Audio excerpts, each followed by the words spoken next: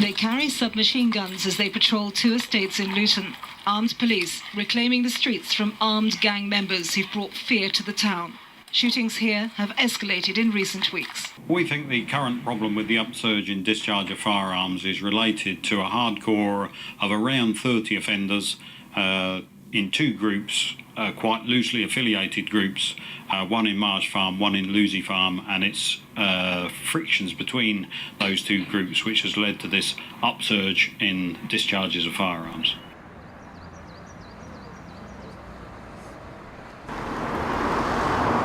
Conflict is when you have different ideas. People tend to talk about conflict more when it gets into heated disputes. By and large, we know of conflict as something mildly opposing. People have opposing opinions. And as long as it remains that way, it's okay. You have conflict everywhere, and you have many different types of conflict. But Luton's more known for religiously based conflicts.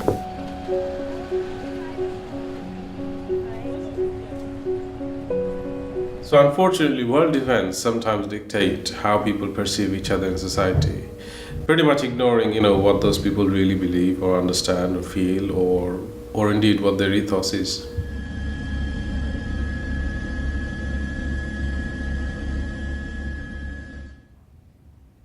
Ever since 9/11, the whole Islam and Muslim issues became top of the media criteria.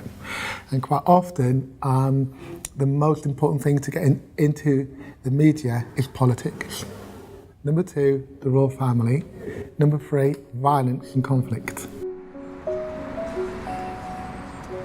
For the last 6 years, you've been in a town where hatred has been allowed to voice itself on the street 10 times more, but on a consistent basis, again, often in the media. And actually that leads to quite a lot of pent-up anger inside.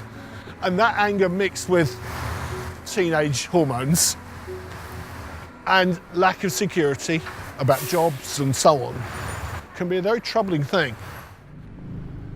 I definitely think there's double standards between how the media portray Muslims and non-Muslims in this town.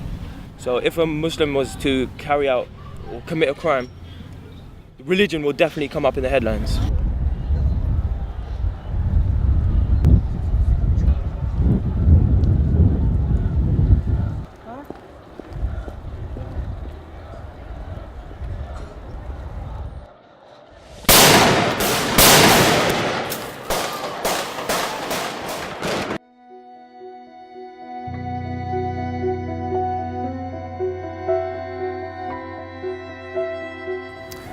Well, media has considered or thought of Luton as a hotbed of extremism or militancy and so on. We do have challenges in Luton.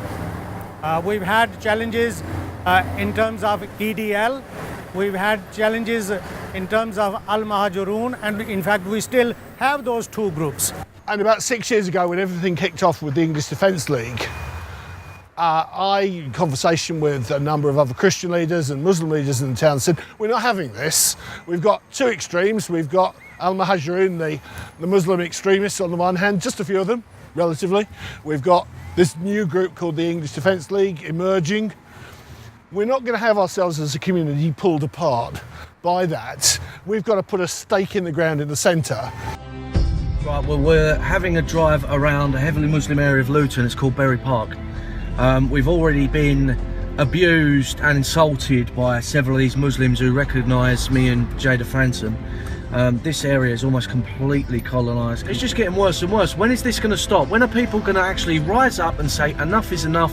This is our country. We don't want any more coming into this country. We don't want any more immigration. It was a lady and a man. They both came to Luton and they were just like provoking people in Berry Park. They made a video of everything that was happening.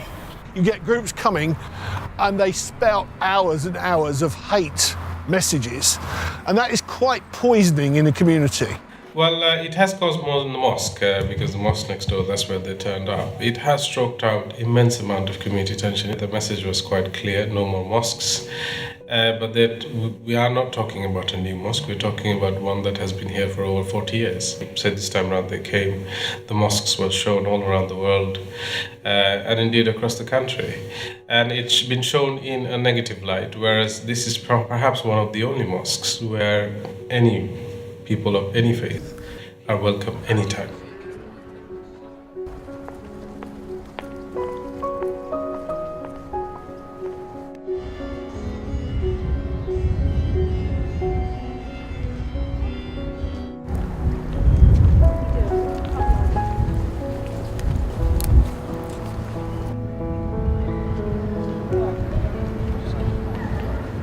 First thing we did was we were very concerned that Britain First were using a Christian narrative in their thinking, and they said no. We said no, we're not going to have that. Actually, as Christian leaders in the town, we stand for something very different. I personally feel there is no conflict within the people of Berry Park. The biggest proof of that is we're right next to the church. Pastor Danny is a good friend, and we meet often, and we participate in various programs often. And last time when for example, Britain First turned up to town, Danny was the first person to come and speak out. And he said that, what Britain First is saying is their ideology, their thinking, is nothing Christian about it, which they're trying to profess. So we wrote a letter to them and said, look, as church leaders, Christian leaders in the town, no, we don't want you, but we do want to talk to you and help you understand what we do and how we do things differently to what you think.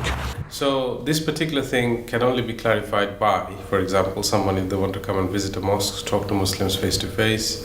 There are a lot of areas in Britain where people probably wouldn't have met a Muslim. So it is important that these interactions take place. People come to each other's places. People ask those difficult questions to each other, in a managed and nice fashion.